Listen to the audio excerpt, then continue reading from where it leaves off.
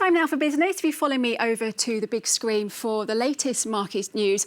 And US markets swung sharply higher after an emergency US spending bill to combat the impact of the coronavirus. This is how Wall Street looked at the end of trading yesterday. The Dow Jones surged to 4.53%, the Nasdaq gaining 3.85% and the S&P 500 up 4.22%. Well, Asian markets followed, if a little more cautiously. And here's how the main indices in Asia are trading today. Hong Kong stocks rose again in opening trade. Following that surge on Wall Street, the Nikkei up 0.75%, the Hang Seng Index adding 1.17%, and the Shanghai Composite climbing up 1.40%. Well, the United Nations, meanwhile, says that falling production in China stemming from the coronavirus will cut global exports by some $50 billion in the coming months. A new report from the UN's Conference on Trade, Investment and Development points to China's critical role as a manufacturing hub in the drop. 20% of the world's intermediate manufactured products now come from China, compared with just 4% in 2002.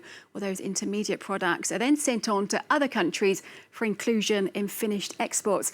The effects are expected to manifest within the next 2 to 3 months, and UN economists laid out just who'll be hardest hit at a press conference.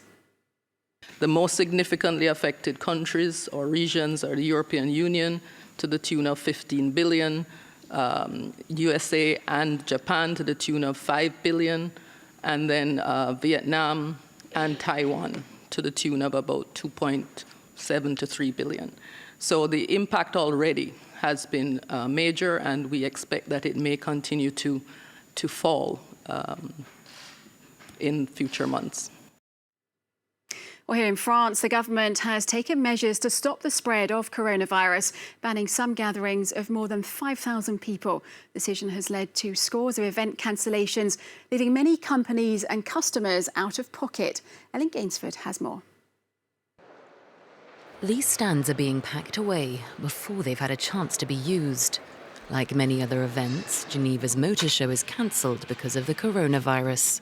This founder of a sportswear label had paid for a stand at the Paris Tourism Show, but now it's no longer taking place. He's got no guarantee he'll get his money back. There is the budget for hiring the stand, the space.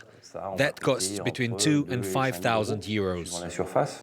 In total, his startup could lose 10,000 euros. Concert venues are also feeling the pinch. Ticket sales have dropped by 40% since the start of the outbreak, due in part to a government ban on some gatherings on over 5,000 people. It could result in a 250 million euro hit to the economy. The sector employs 335,000 employees, with 1,000 events per day. Our clients are worried events of even 200 or 100 people will be cancelled, so most of our orders have disappeared from one day to the next. Only events organisers who took out insurance before the virus outbreak will be reimbursed, while some have managed to find a way around the regulations limiting crowd size, like Strasbourg's Gastronomy Salon.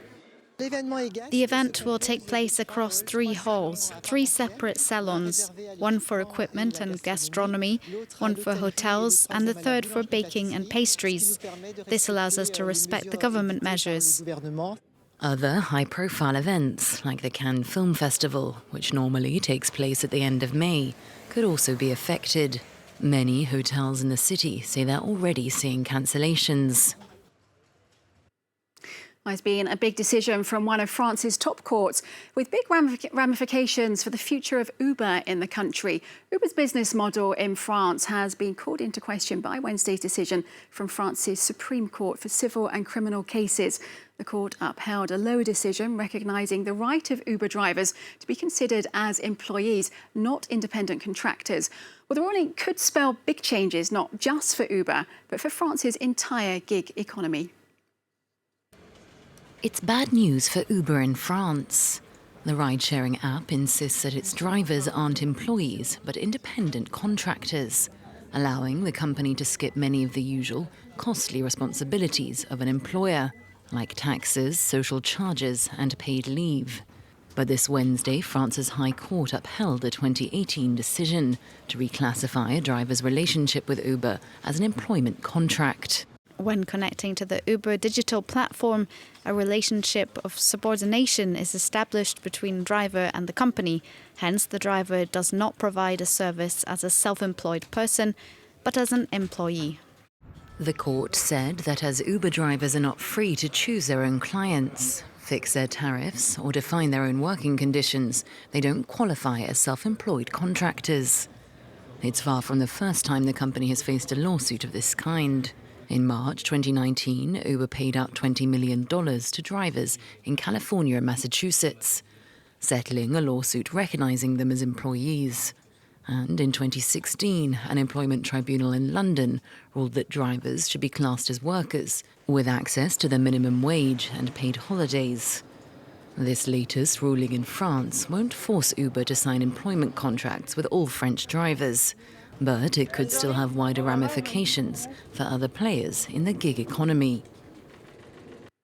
The European Commission is reportedly set to introduce legislation to combat the gender pay gap across the 27-nation bloc. According to EU figures, European women still earn 16% less than their male counterparts, leading to an even wider 30% gap in pension benefits. According to Reuters, the Commission will roll out binding measures on pay transparency on Thursday.